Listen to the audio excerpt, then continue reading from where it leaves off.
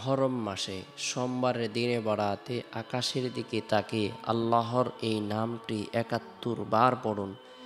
যা চাবেন তাই পাবেন, কোটি টাকার মালিক হবেন, ভাগ্য খুলে যাবে, দোয়া কবুল হবে, গুনাহ মাফ হবে।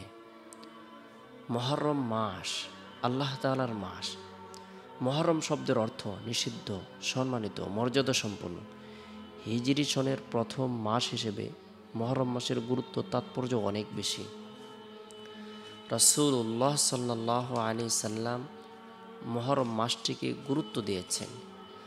মহরম মাস আল্লাহ পাক রব্বুল আলামিনের পক্ষ থেকে বিশেষ নিয়ামতপূর্ণ মাস, ফজিলতপূর্ণ মাস, তাৎপর্যপূর্ণ একটি মাস। মহরম মাসে পৃথিবীর ইতিহাসে অনেক ঐতিহাসিক ঘটনা সংঘটিত হয়েছে। বিশুদ্ধ বর্ণনা মতে পবিত্র আশুরার দিবসে আরাফার ময়দানে হজরত আদম আলাইহিস সালামের তওবা কবুল হয়েছিল। এদিনে হজরত নূহ আলাইহিস সালামের নৌকা মহাপ্লাবন শেষে জুদি পাহাড়ে এসে আটকে যায়।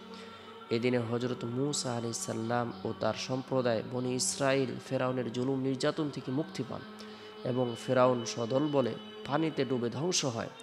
এছাড়া অনেক ঐতিহাসিক ঘটনা এদিনে সংঘটিত হয়েছে।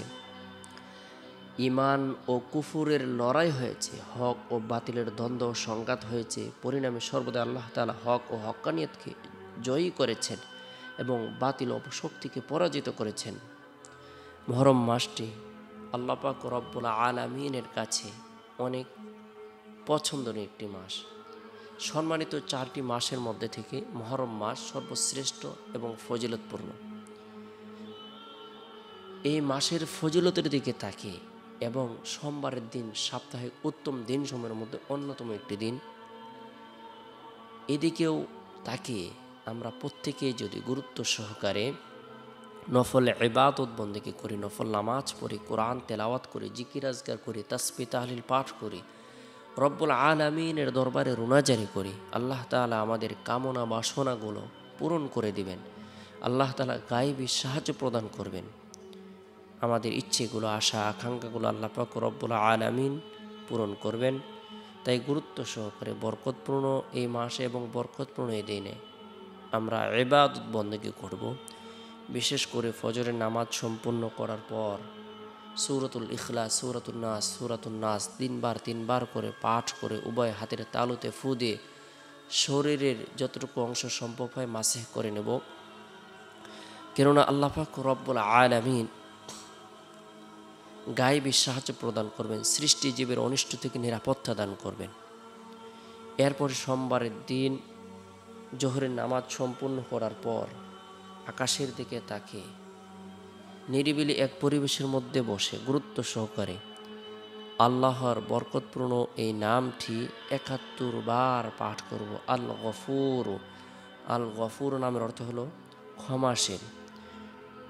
বান্দা যখন আল্লাহকে আল গফুরু নাম বলে সম্বোধন করতে থাকে, ডাকতে থাকে, আর আল্লাহ তাআলাকে ক্ষমাশীল মনে করতে থাকে, আল্লাহ তাআলা বান্দার অন্তরকে আলোকিত করে দেবেন।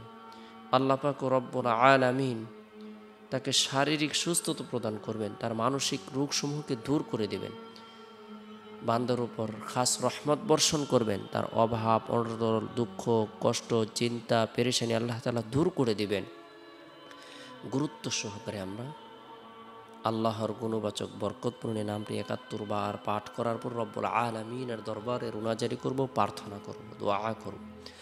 এরপরে সোমবারের দিন শেষ হওয়ার পর যে রাত আসে, এই রাতটি হলো বরকতপূর্ণ একটি রাত।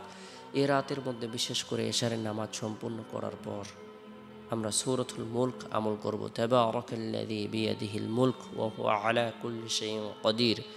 কোনো ব্যক্তি যদি রাতের বেলা সূরা মুলকের আমল করে আল্লাহ পাক রব্বুল আলামিন তাকে কবরের ভয়াবহ ফিতনা থেকে, আযাব থেকে নিরাপত্তা দান করবেন। তেলাওয়াতকৃত সূরা, পাঠকৃত সূরা তেলাওয়াতকারীর জন্য সুপারিশ করবে। সুবহানাল্লাহ। সূরাতুল মুলক তেলাওয়াত করব। রাতে ঘুমানোর পূর্বে রাসূলুল্লাহ সাল্লাল্লাহু আলাইহি সাল্লামের প্রতি দুরূদের আমল করব, ইস্তিগফারের আমল করব, লা ইলাহা ইল্লাল্লাহ কালেমা পাঠ করব, আল্লাহুম্মা বিসমিকা আমুতু ওয়া আহইয়া এই দোয়াটি পাঠ করে ঘুমিয়ে যাব।